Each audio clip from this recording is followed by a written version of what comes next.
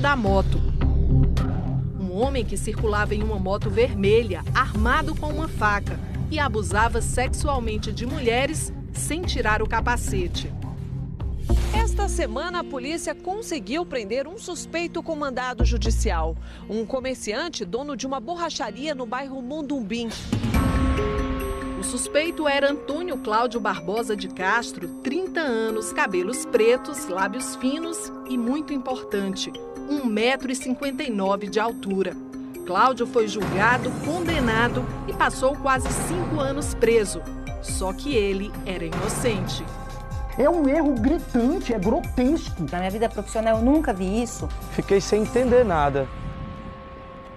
Antônio Cláudio entrou nessa história quando foi cortar o cabelo num salão que sempre frequentou. Cumprimentei todo mundo normal, tinha amigas minhas de infância, de colégio, né?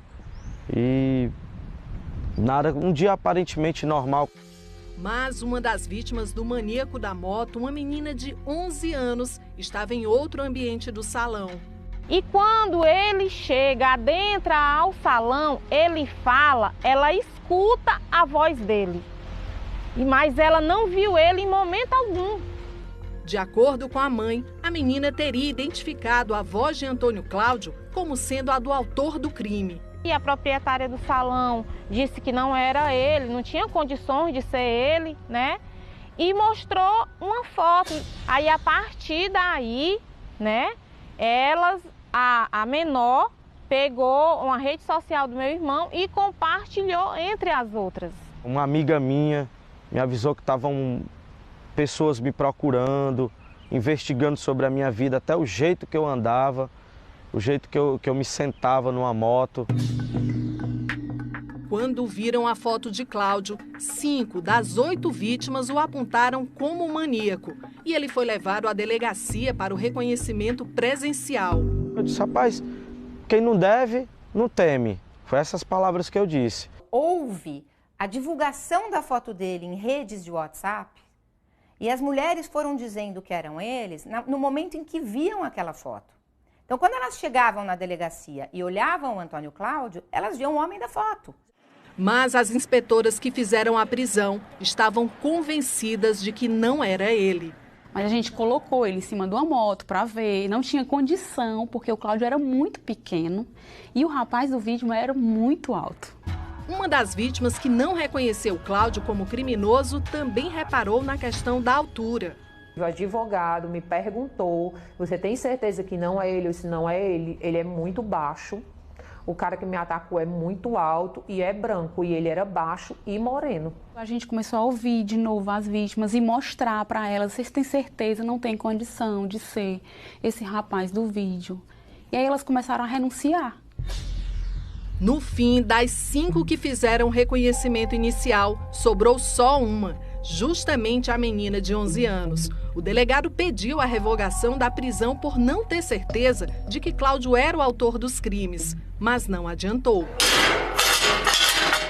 Antônio Cláudio foi julgado ano passado pelo caso da menina de 11 anos, a única que sustentou que ele era o criminoso. Aqui no Fórum de Fortaleza, ele foi condenado a 9 anos de prisão por estupro de vulnerável. Aí a minha luta estava só começando, porque ele tinha sido condenado e eu não podia aceitar aquilo. Eu não queria que tirassem ele da cadeia, não. Eu queria que provasse que ele realmente é inocente.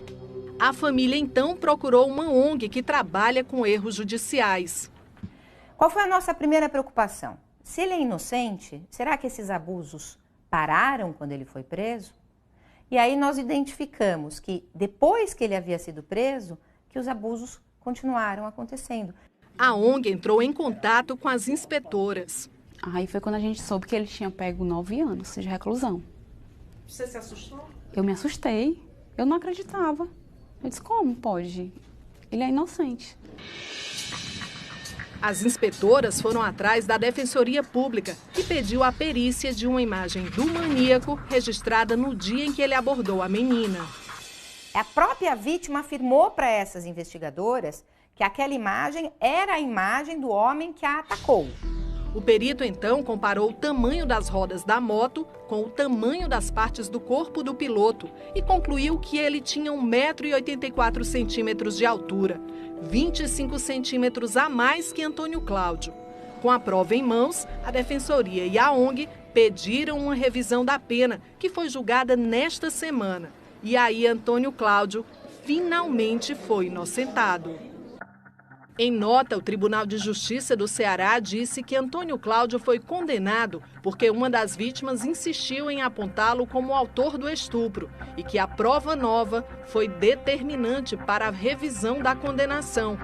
Se eu tenho 8 vítimas de um maníaco da moto, 7 dizem, 7 afirmam que não é ele, e somente uma criança de 11 anos de idade, abalada psicologicamente, afirma que é, fazendo um reconhecimento de uma pessoa que estava com capacete, porque o maníaco estava de capacete. Então, isso por si só já invalidaria qualquer tipo de reconhecimento. O reconhecimento é uma coisa extremamente sensível, é tido nos Estados Unidos como uma das grandes causas de erro judiciário. E para nós, no caso do Antônio Cláudio, todos os erros possíveis na hora de reconhecê-lo inicialmente na polícia aconteceram. Em maio, uma reportagem especial do Fantástico mostrou as falhas do método de reconhecimento de criminosos. Um dos casos mostrados foi o de Igor Barcelos, de 22 anos, acusado de assalto e reconhecido pela vítima. Mas câmeras de segurança mostravam que ele estava longe do local do crime. Igor ainda não foi inocentado pela justiça, mas vai aguardar o julgamento em casa.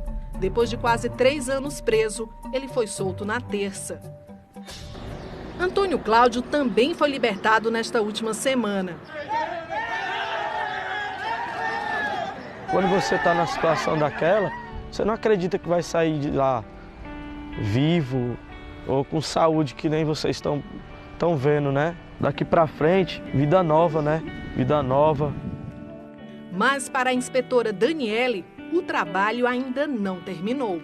O Cláudio, ele está livre, graças a Deus ele está livre, né? E saiu